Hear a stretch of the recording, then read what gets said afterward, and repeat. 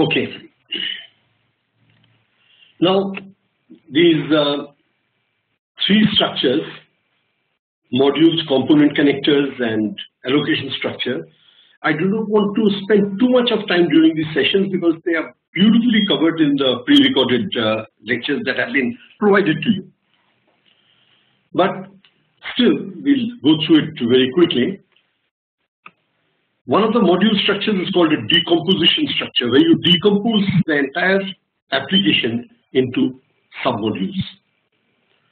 Now, the units in a decomposition structure has a relation of is the submodule of. You decompose the original module, so each module becomes a submodule of another module. And these modules can be decomposed to smaller modules, smaller into further smaller modules, and ultimately you land up at the code level.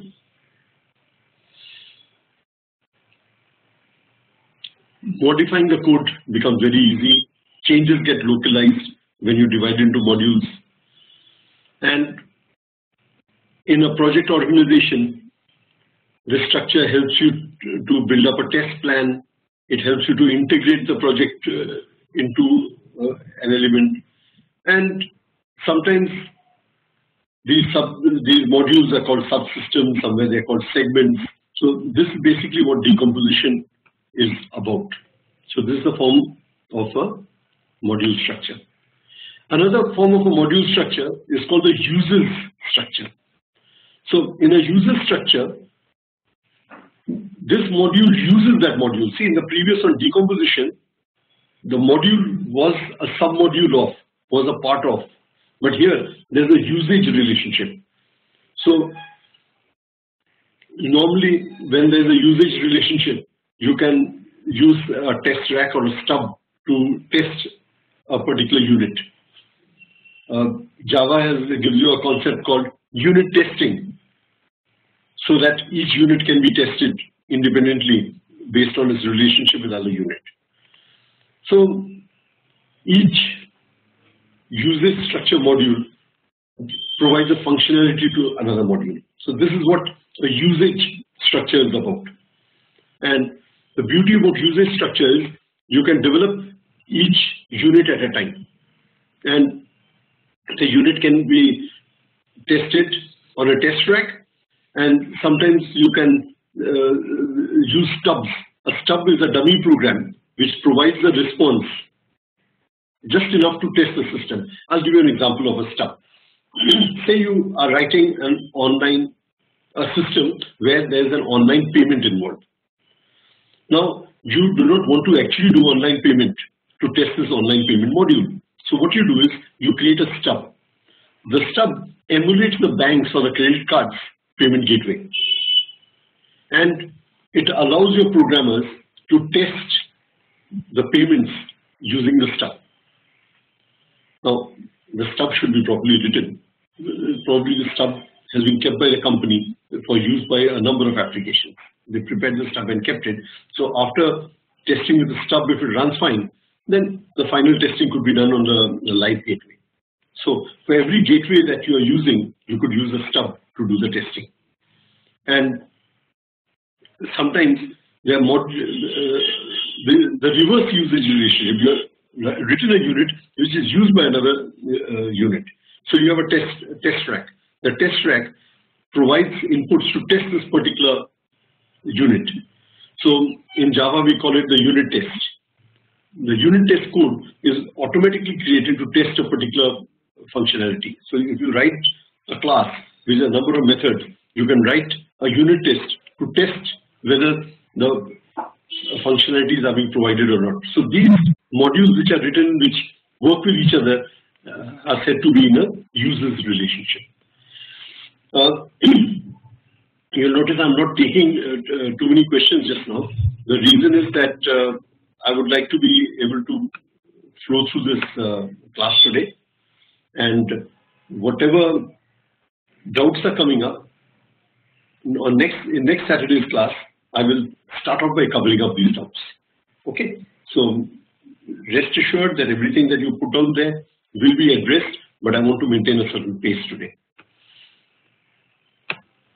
And many of the items you're asking may probably get cleared automatically in the course of a lecture. Another type of a module structure is the layer structure.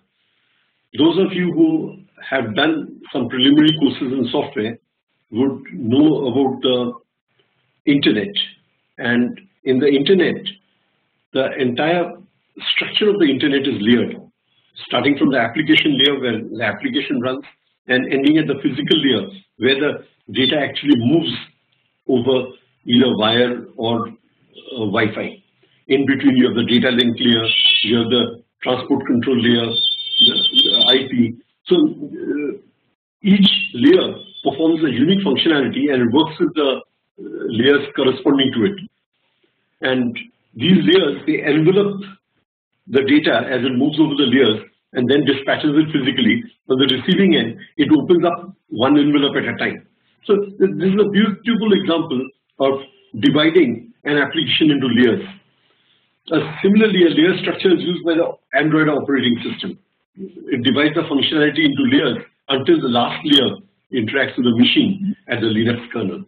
So you divide an application into layers to make the working better. So you have a different method of dividing into module. One was called decomposition, the other was called uses, this is called layers. So decomposition was simply dividing one box into multiple boxes. Uses were dividing boxes which use each other. In a layer, you have code which uses the layer below it. So the top layer uses the next layer, the next layer, the next layer, and that way we percolate down through the layers, and we divide the entire application into components called layers. And the beauty with layers is that you can give it to separate developers. Why separate developers? There must be people here who are working for Cisco. Cisco conventionally was working in just one or two layers. There will be a company working just in the data link layer. There will be a company working just at the physical layer, just providing infrastructure to physically move data from one location to another over Wi-Fi or over GPS or over cables or over optical lines. So they are working at the physical layer level, and applications that interact at the physical layer level belong just there, and they don't have to bother about the other applications. So strictly dividing it cuts down complications. You don't try to do too many things at one place. So this is a layered structure.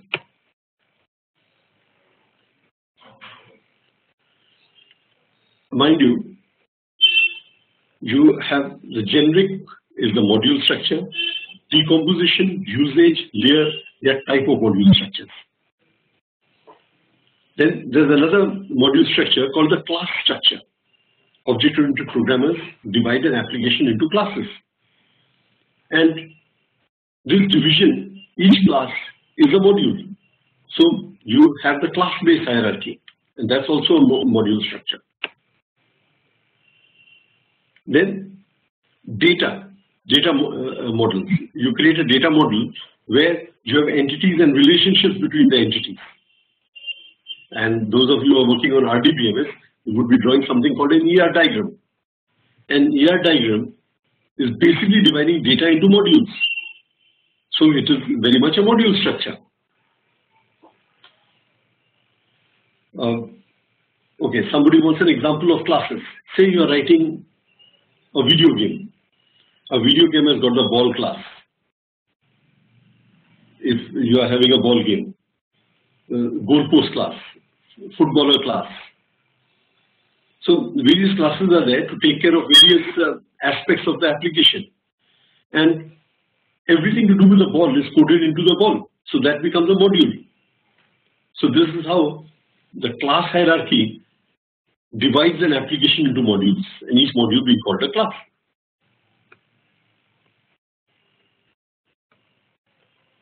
Somebody asks, should an architect be working at the class level? Definitely not. But definitely this is one of the type of structures for breaking up. And sometimes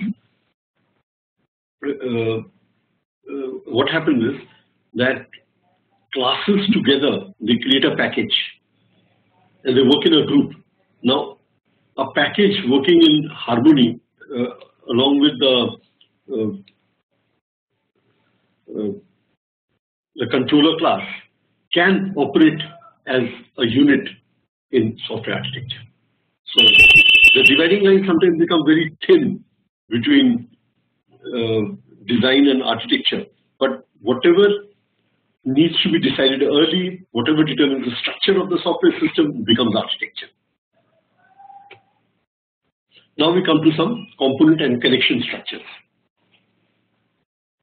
Component and connection basically talks about services being offered by various units, the way the services interact with each other, and whether they work concurrently or they work synchronously. Asynchronous systems work concurrently. Somebody asked whether a network layer is an example of a layer structure. Yes, a network layer is definitely an example of a layer structure. Allocation structures. We've discussed earlier, we mentioned it once again, assigning to hardware elements, assigning to communication channel, assigning to CPUs, assigning to working teams. All these assignments amount to allocation structures. So every allocation of software to a resource is an allocation structure. So deployment could be one such structure where you deploy software systems to hardware processing elements and to communication elements. So that's a deployment structure. Implementation structure will be assigning modules to and mapping them to, say, file structure or system development teams or configuration environments. This would amount to implementation structure. Work assignment structure will be assigning it to teams who will do work.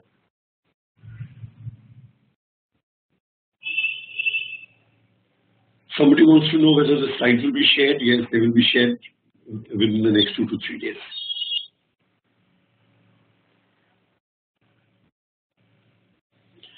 So, in this, one of the allocation structures is your work assignment structure. And work assignment structure takes care of assigning the work on various modules or components to various developers, to engineers or coders, whatever it may be.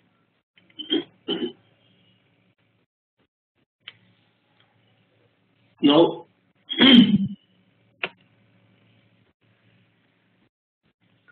these structures, they don't work in vacuums.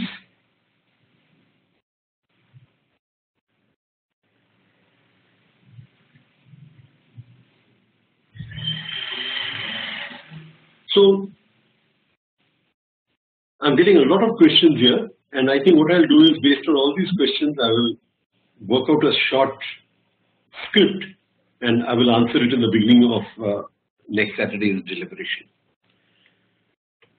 So, definitely these structures, they interact with each other. There is an interaction, just like a physiological structure.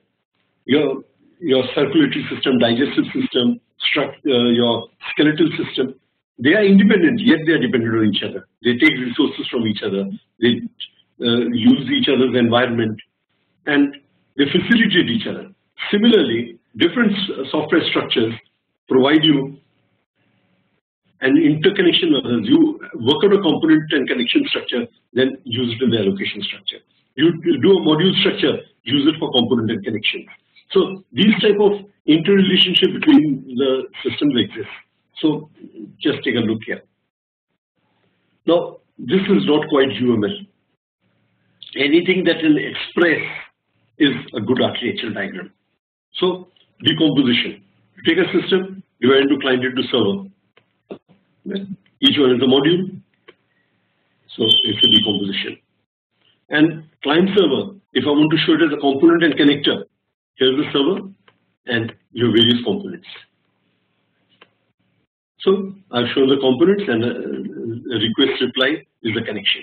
So this becomes the client server view as a component and connector view, and this becomes the decomposition view. Same system, you have shown two different views of the system. Now, briefly, I want to introduce you to the concept of architectural patterns, which will be covering much later in the course. An oft-repeated question is, sir, where does software architecture end and where does object-oriented analysis and design begin? Well, the division is tough. Let's say those decisions which are more coarse in nature are taken by the architect, leaving the details to the analysts and designers. Software architects do get involved in the software development life cycle, but they get involved at the early stages. Some very senior designers do become software architects. Thereafter, the architect keeps a tag on the development life cycle to make sure that in implementation you are not deviated from the intended architecture. That becomes very important. Now, as a result, architectural pattern is a pattern of usage of components in a standard manner to get standard results. And what do you mean by standard results? Standard results in terms of quality. That means availability, performance, modifiability. So certain type of arrangement of components have a habit of giving you certain benefits. And since you know that benefit will accrue in a given situation where you have a given type of a requirement of quality, you will select a pattern, that means the formation of these modules between themselves to be able to deliver. Now, it may be difficult to understand in abstraction. I'll give you a few examples of architectural pattern. A broker pattern is an architectural pattern. Pipes and filters is an architectural pattern. Layered pattern is an architectural pattern. Blackboard pattern is an architectural pattern. Model view controller is an architectural pattern. Presentation abstraction control is an architectural pattern. These are standard names given to certain methods of formation of software. Client server is an architectural pattern. Now, these are standard formations of blocks which are known to give certain desired results, and that is what patterns are about.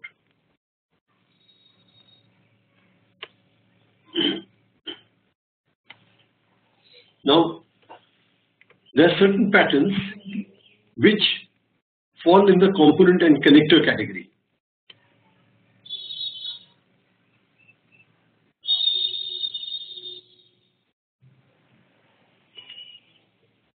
So,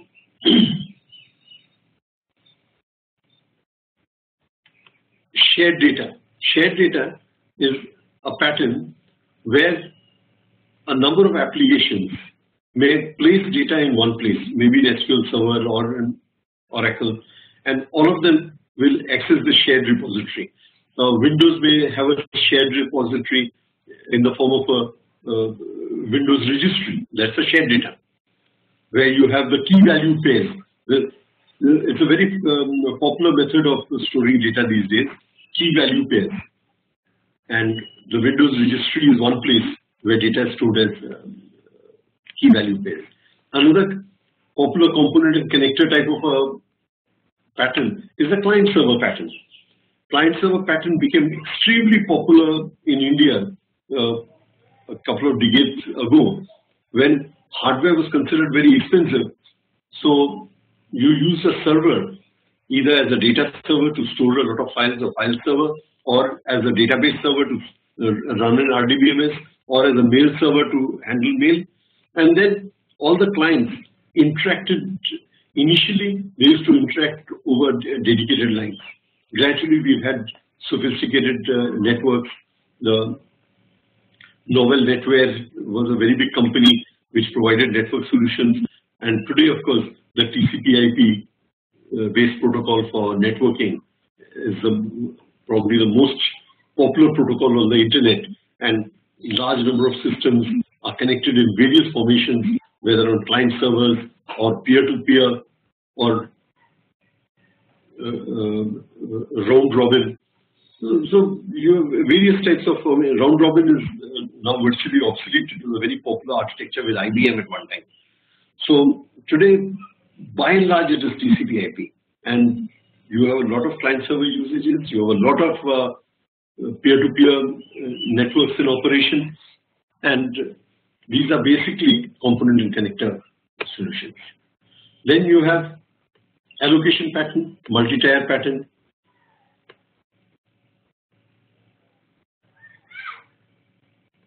And allocation, we've talked enough about allocation. We can leave it hopefully.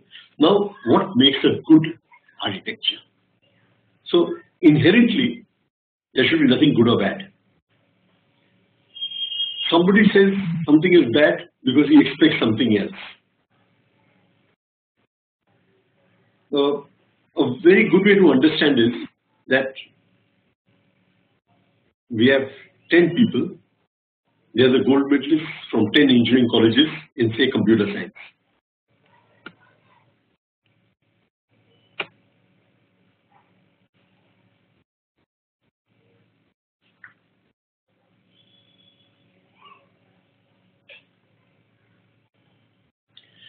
So there are 10 toppers from 10 engineering colleges, the best engineering colleges of the country, and they are all toppers.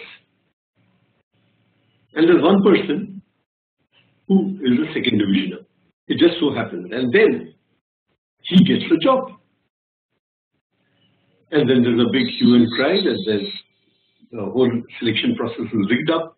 They take their own people, and this is all a farce, the interviews. And on investigation, it was found that the only person who had no clue of who was in the company and he didn't know anybody was that one person who was a second division. Then why did he get the job?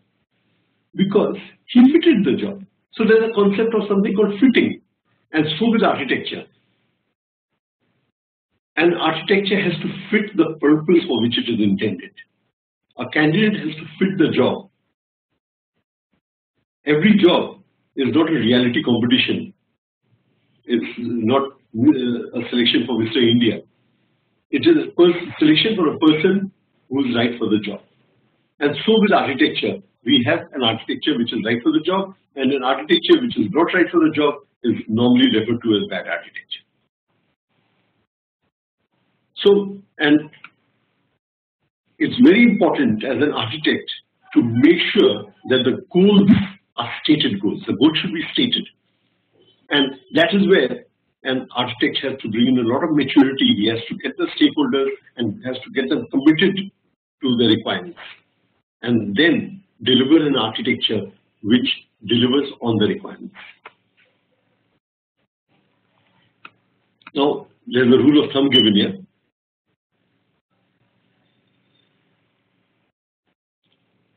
The rule of thumb is that a work of art, and to some extent an architecture is a work of art. It's a work of art by a technically competent person using all the scientific and technical principles. But the same problem can have more than one solution. So you've got to have one leader. You cannot have an architecture developed by two great architects. You have the best architect from Europe and you get the best from America, and then you say you come out with an architecture. Not likely to happen. One of them has got to be the leader among equals. Then an architecture depends on the agreed quality requirements. If the most important requirement is security, the result is going to be different. If your most important requirement is performance, you're going to have something totally different.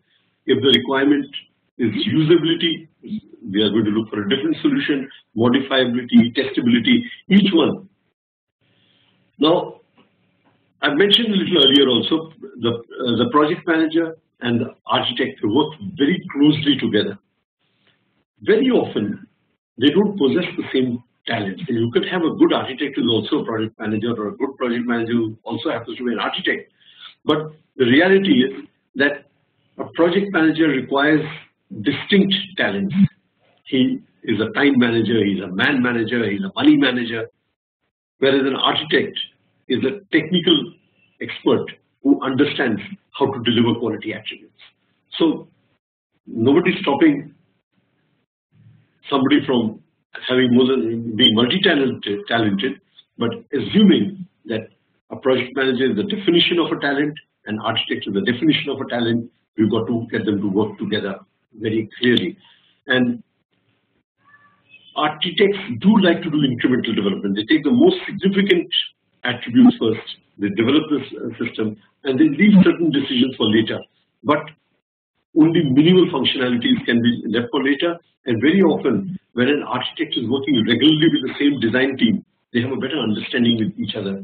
And if there's a good understanding between the design team and the architecture, most of the fine-grained aspects are taken care of by the design team. The architect may not have to get involved.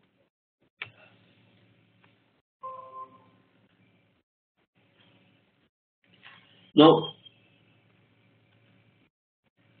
architects who have worked with design teams, they make sure that they provide the type of features we look for in object-oriented systems. Information hiding, modular design, well-defined interfaces, design by contract. These are concepts which even the architects use, just like the software designer.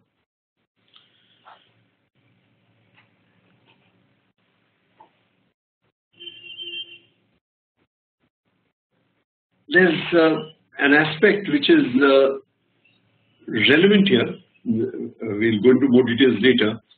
There are sometimes constraints imposed by the stakeholders. And in spite of the requirement of quality attributes, there may be constraints where the stakeholders say, no, you've got to do things this way. And there are times when the architect has to get back and tell them that if it is to be done this way, then this is not going to happen. So an architect has got to have a very, very clear perception of what he's trying to deliver. Now, here a few warnings are given that you don't have to one-to-one correspondence between module and components. A couple of modules will make up a component. And the architect has got to indicate for the major components how they interact with each other. And right from the very beginning, the architect has got to start giving directions or indications, let's say, to the project management team as to how contention of resources, or how to resolve certain allocation issues. He's got to address them right up front in the beginning. So these are the type of little key tips, and we'll be going into much more details on all of these later. With this, we finish off this small session which we had on introducing architecture. And I'll just take a 2 to 3 minutes break, and we'll start off the next session.